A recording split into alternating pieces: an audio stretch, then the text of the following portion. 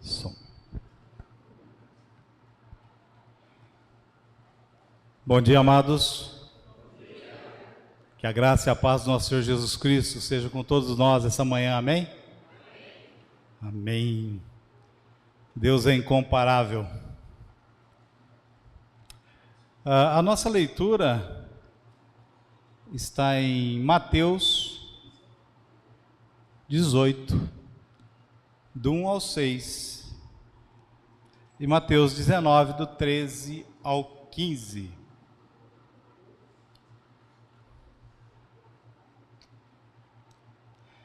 A palavra de Deus diz que, naquele momento, os discípulos chegaram a Jesus e perguntaram: quem é o maior no reino dos céus?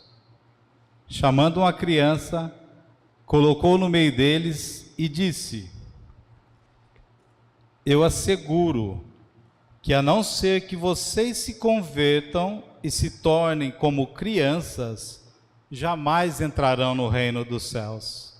Portanto, quem se faz humilde como esta criança, este é o maior no reino dos céus. Quem recebe uma dessas crianças em meu nome, está me recebendo. Mas se alguém fizer cair no pecado um destes pequeninos, que creem em mim, melhor lhe seria amarrar uma pedra de moinho no pescoço e se afundar nas profundezas do mar. No 19:13 ele continua dizendo: depois trouxeram crianças a Jesus para que lhes impusesse as mãos e orasse por elas, mas os discípulos os repreendiam.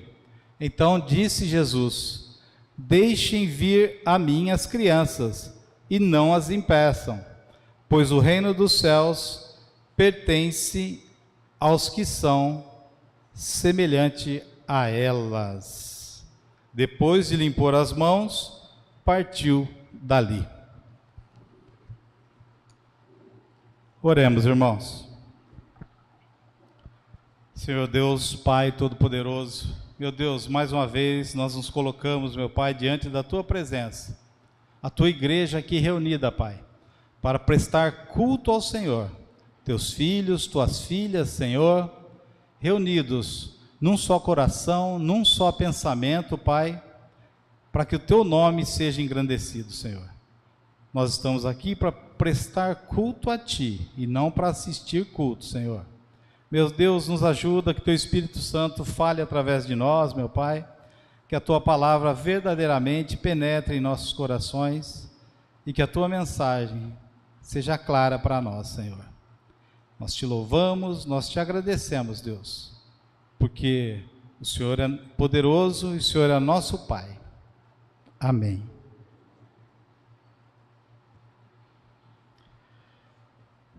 Irmãos, no livro de Lucas, no Evangelho de Jesus, escrito por Lucas, no seu capítulo 15, do verso 11 ao 32, Jesus nos conta uma parábola, a parábola do filho perdido.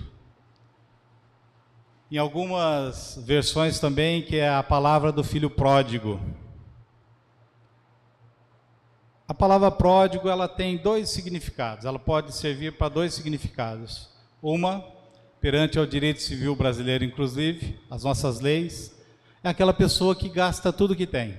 Tudo que chega até ela, ela não consegue guardar, ela gasta e dilapida todo o patrimônio da família. E é desse tipo de pessoa que essa parábola está falando.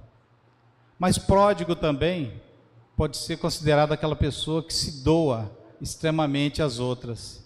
Então são duas formas, uma positiva e uma negativa, de se encarar a mesma palavra. Mas aqui nessa passagem, infelizmente, é colocada essa palavra pródigo em algumas versões nesse sentido pejorativo.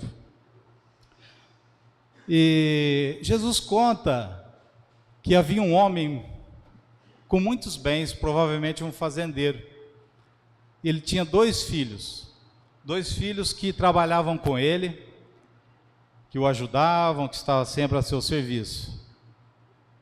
Mas, certa vez, o mais jovem, com certeza levado pela sedução do mundo, levado pelas paixões externas, vem até o pai e exige a sua herança antecipadamente.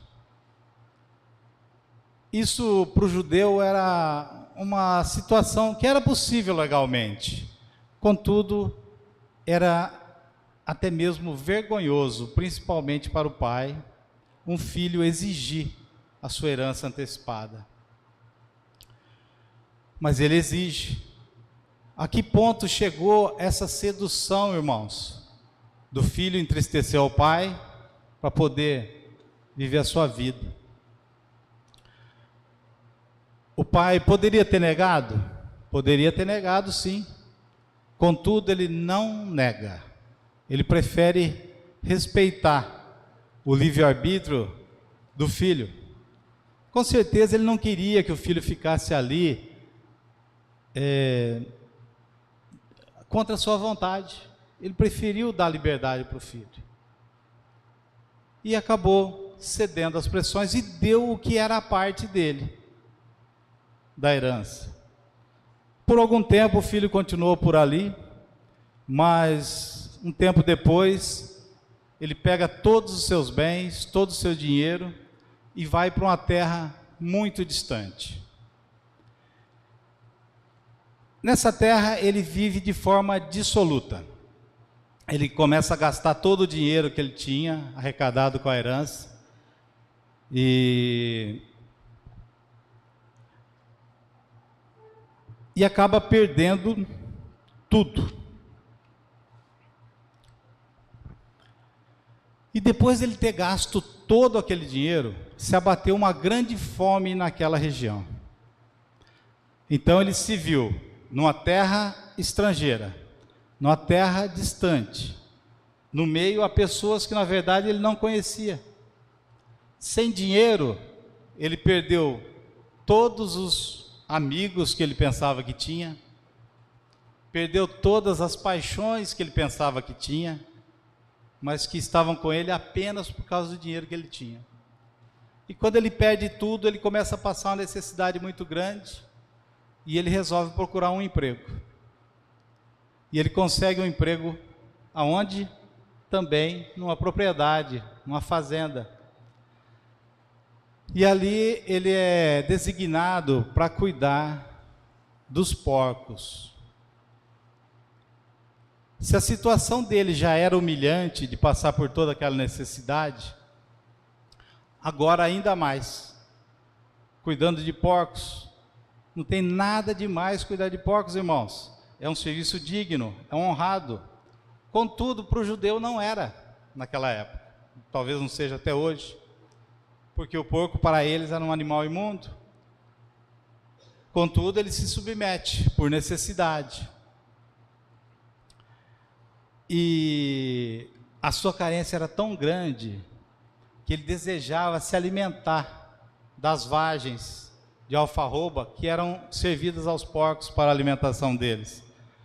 Mas ninguém lhe dava nada. Nada. E de modo similar a isso, é a vida do cristão que se afasta de Deus. É a vida do cristão que se afasta do Pai.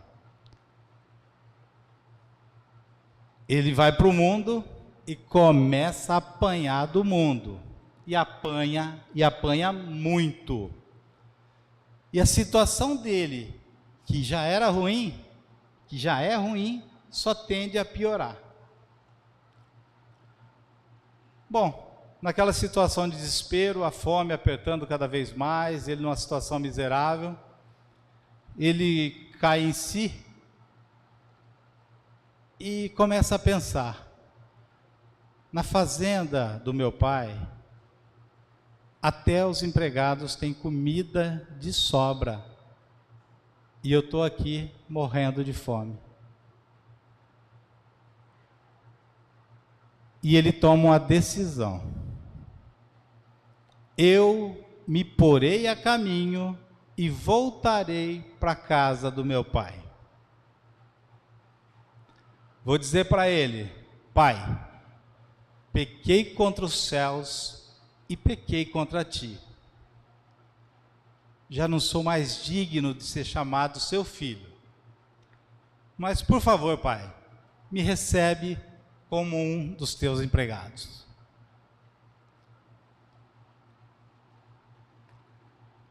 Então, decidido, irmãos, esse filho se põe a caminho. A passagem já leva diretamente ao momento que ele chega na fazenda. Mas ele estava numa região muito distante. A viagem dele, com certeza, demorou muitos dias até que ele conseguisse voltar. E eu fiquei imaginando tudo que ele passou nessa viagem, os pensamentos dele, a volta, como deve ter sido difícil. Ele chegou na casa do pai descalço, e nem um sapato, nem uma sandália ele tinha para pôr nos pés. Olha que situação quando a gente sai da presença do nosso pai e parte para o mundo. Que situação que a gente chega, irmãos. E ele volta, dias e noites, fazendo aquele caminho. O que ele deve ter pensado? Qual vai ser a reação do meu pai quando eu voltar? Deve ter esmolado, deve ter pedido para dormir, dormiu no relento. Mas ele volta, arrependido, volta.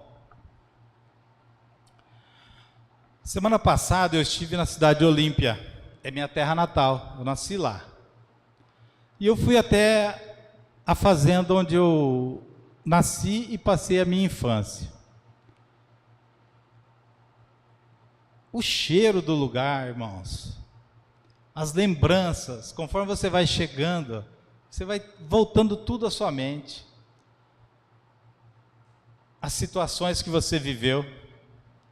E aquele filho, quando ele, eu presumo, não fala na palavra, mas como experiência da minha vida, das nossas vidas, quando ele chega naquela propriedade, ali nos arredores, com certeza o cheiro, com certeza as árvores, os pastos, ele pode ter visto um lugar e se lembrado, ali minha mãe me sustentou nos meus primeiros passos, me ensinando a andar. Naquele riacho, meu pai ensinou a mim e ao meu irmão a nadar.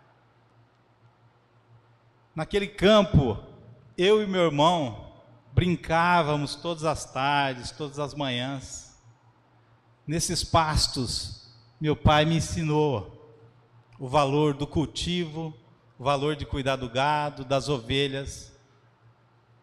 E com certeza ele vinha ali, absorto naqueles pensamentos, e de repente, de longe o pai o avista.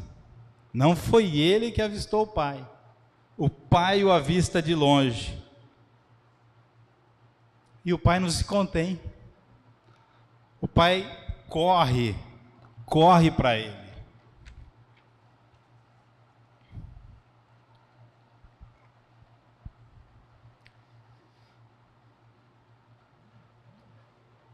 Há quanto tempo, irmãos, o pai estava ali, aguardando a volta do filho?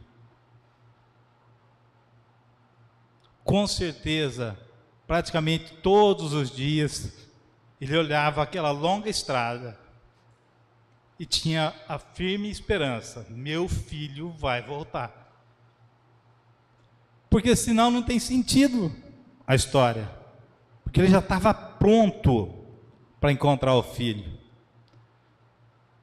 E ele corre, ele abraça, ele beija o filho. E naquele momento, arrependido, o jovem começa a a dizer o que estava no coração dele. E fala: Pai, eu pequei contra os céus, pequei contra ti, meu Pai.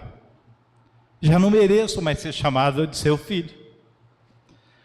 Mas antes que ele terminasse as frases que ele queria falar, que ele queria ser tratado como um empregado, o pai já grita para os servos: tragam roupa limpa, traga calçados para ele, coloca um anel no dedo dele, mata um novilho gordo e vamos festejar a volta do meu filho.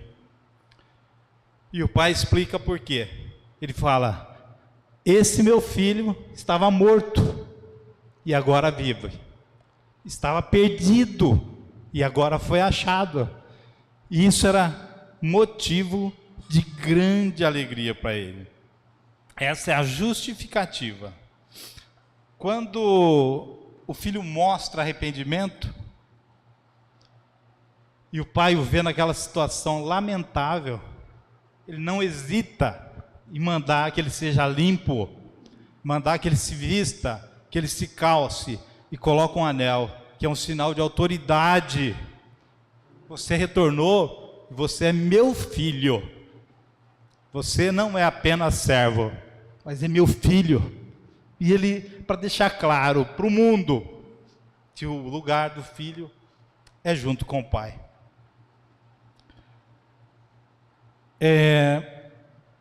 Mas, quando o filho mais velho toma conhecimento que o pai estava dando uma festa, porque seu irmão havia retornado, ele não gosta disso.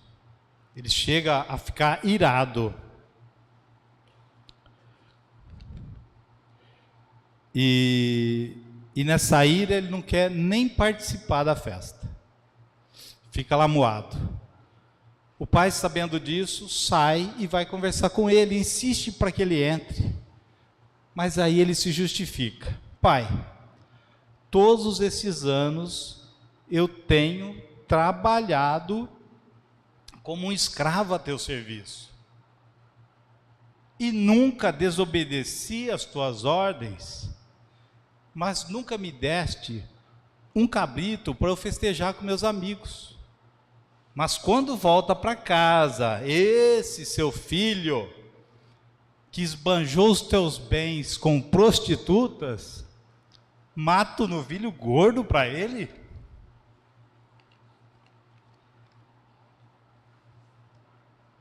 Então, o pai, com ternura também, responde para ele: meu filho, você sempre está comigo, tudo que eu tenho é seu. Mas nós tínhamos que comemorar e alegrar-nos, porque esse seu irmão estava morto e voltou à vida, estava perdido e foi achado. Por muito tempo na minha vida, eu li esse texto e não conseguia compreender a profundidade disso. E eu chegava até a dar razão para o irmão. Falei: poxa, meu irmão ficou trabalhando, o outro gastou tudo que tinha lá e agora faz festa.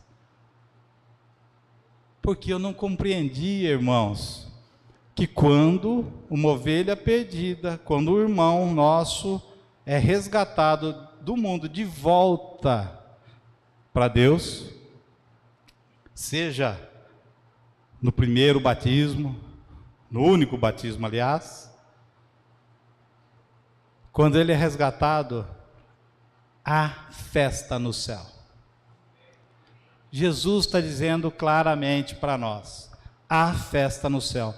Nós que permanecemos, não devemos ficar impressionados, nem irados e nem com inveja disso, porque a palavra diz que nós já estamos com o Pai e nós temos tudo que é dele.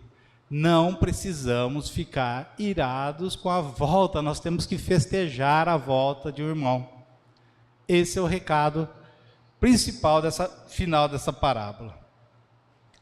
E essa parábola representa de forma incrivelmente simples, irmãos.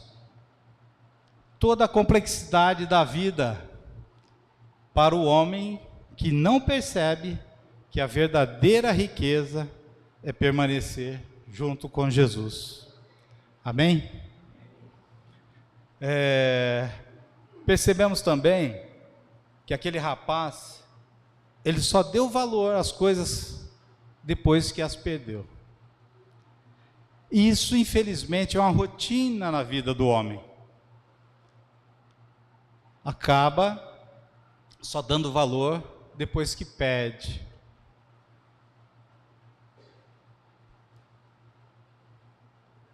Voltando àquele texto que nós lemos lá em Mateus 18, sobre as crianças,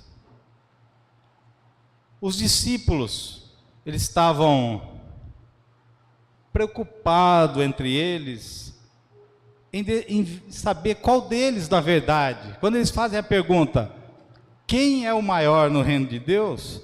Na verdade, eles estão preocupados com si mesmos. Quando eles encontrassem o reino de Deus, se eles teriam um lugar privilegiado ali. E Jesus já os repreende imediatamente, dizendo que se eles quisessem herdar o reino dos céus, eles precisavam se converter e se tornar como crianças, se fazendo humildes como elas.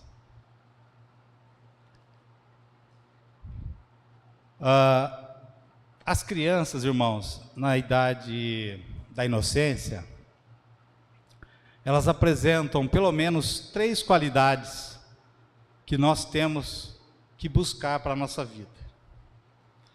As crianças, elas têm uma fé absoluta, elas não duvidam, elas simplesmente têm fé.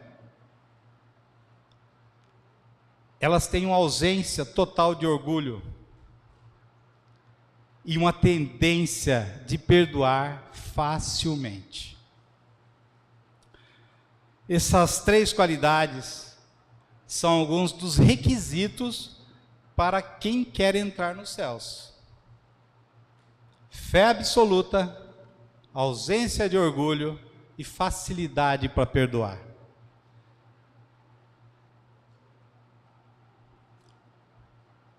Eu já ouvi falar muito, e vocês também, eu acredito que já ouviram falar muito do primeiro amor. Quando eu me batizei, eu queria mudar o mundo, eu queria falar de Jesus para todos, eu queria converter todo mundo. Por quê, irmãos? Porque quando a gente é batizado, a gente volta a ser criança. E a criança, ela é humilde. A criança, ela tem uma fé absoluta naquilo. E nós, quando somos batizados, voltamos a ser criança, passamos a ter uma fé absoluta em Deus. Não temos orgulho. E a nossa tendência de perdoar facilmente está muito em alta. Mas, infelizmente, com o passar do tempo, alguns ou muitos podem correr no mesmo erro daquele filho pródigo. Pode se deixar seduzir pelo mundo, pelas facilidades e começar a se afastar de Deus. E aí onde você acha, meu primeiro amor. Não é, irmãos?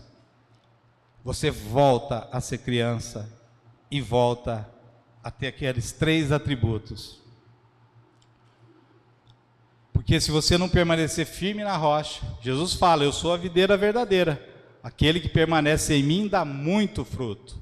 Mas se você começar a se afastar de Jesus, pouco a pouco, a sua fé, que era absoluta, vai caindo. Como eu falei, os discípulos estavam debatendo entre si, porque queriam saber, na verdade, qual deles seria o maior no reino dos céus. E Jesus lhes ensina que para ser grande na concepção de Deus, é necessário humilhar-se, estar disposto a servir o próximo.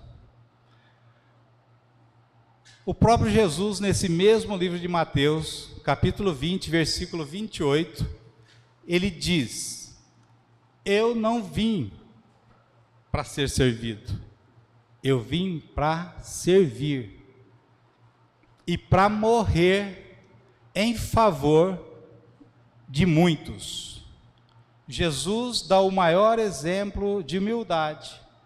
Quando ele fala para aqueles discípulos, vocês precisam se converter, os discípulos já estavam andando com Jesus há algum tempo, talvez anos ali já.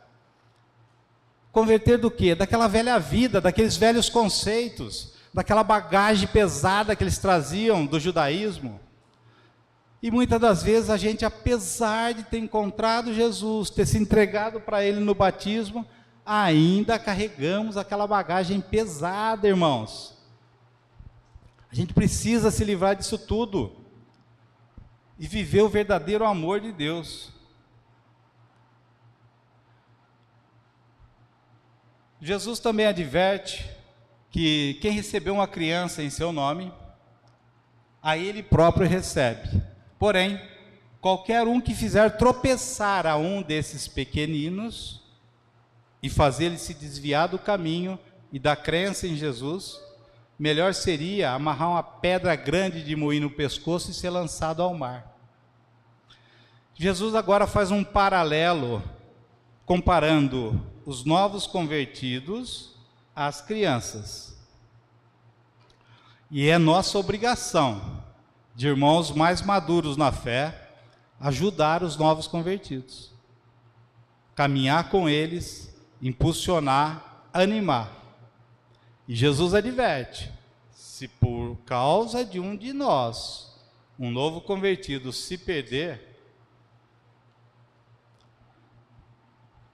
o julgamento será por demais pesado.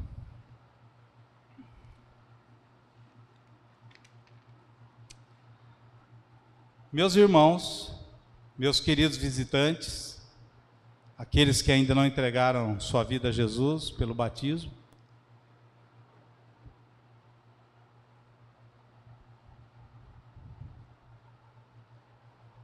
eu tenho para te dizer que teve uma época da minha, da sua, da nossa e da vida do mundo inteiro, que nós já estivemos intimamente ligados a Deus. Nós não tínhamos pecado. E esse período foi exatamente o período da nossa infância inocente. A gente não discernia entre o bem e o mal, éramos puros, nossa fé era absoluta e tínhamos total ausência de orgulho. Nessa fase da vida, irmãos, por isso que não se deve batizar crianças, porque elas não têm pecado, não têm do que se arrepender, não têm maturidade para se arrepender de nada.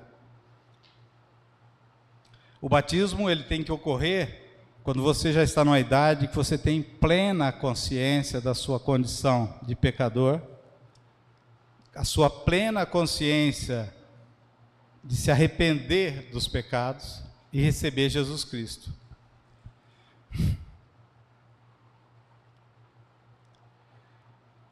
E apesar da gente um dia ter andado com Deus, naquela parte da infância inocente, quando o tempo vai passando e você vai adquirindo conhecimento, a gente acaba se tornando o filho pródigo. A gente se deixa seduzir pelas mentiras do mundo e nos afastamos de Jesus. Mas Jesus nos deixou a solução para isso, que é o batismo, que é se converter a Ele. E o batismo nos devolve a condição de crianças, só que desta vez de forma consciente e com maturidade.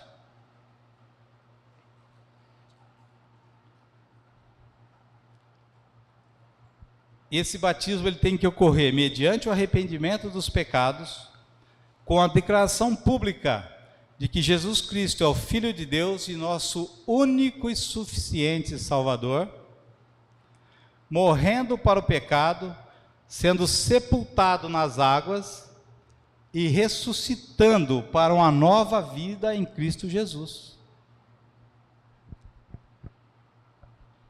Portanto, querido, minha querida, meu querido, se você ainda caminha numa terra estrangeira, distante de Jesus, e sente em seu coração que é hora de voltar para os braços dele, e iniciar uma nova vida em Cristo, não perca mais tempo. Essa é a hora e esse é o momento. Você pode procurar qualquer homem dessa congregação e você vai ser orientado, vai ser instruído para ser batizado e iniciar uma nova vida com Cristo Jesus. Todos os domingos, primeiro dia da semana, nós tomamos a ceia, relembrando a morte de Cristo, relembrando o sacrifício dele. Nós participamos da carne e do sangue de Cristo, esperando até o dia que ele volte. Ele falou que ninguém sabe quando vai ser. Talvez a sua decisão precise ser tomada logo. Talvez domingo que vem nós não estejamos mais aqui, já estejamos na glória. Amém? Tome sua decisão.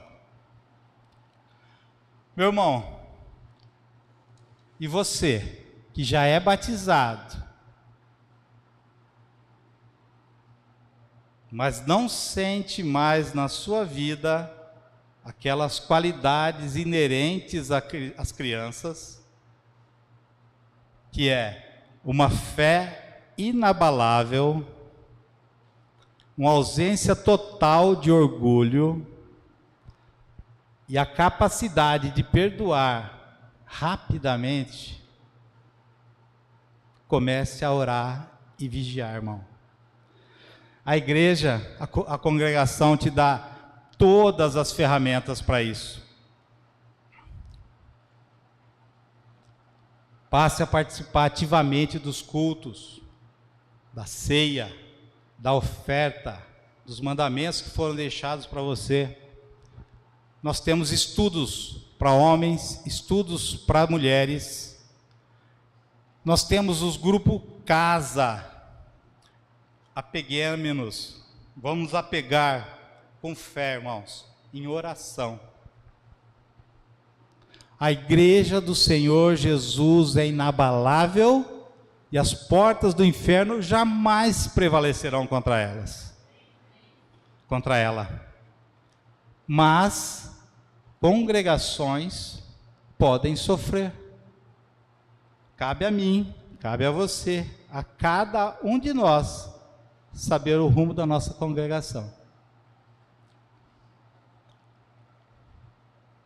Juntos, em comunhão, nós podemos ser puro como as crianças, irmãos. Deus abençoe abundantemente cada um de nós nessa manhã e por toda essa semana. Amém.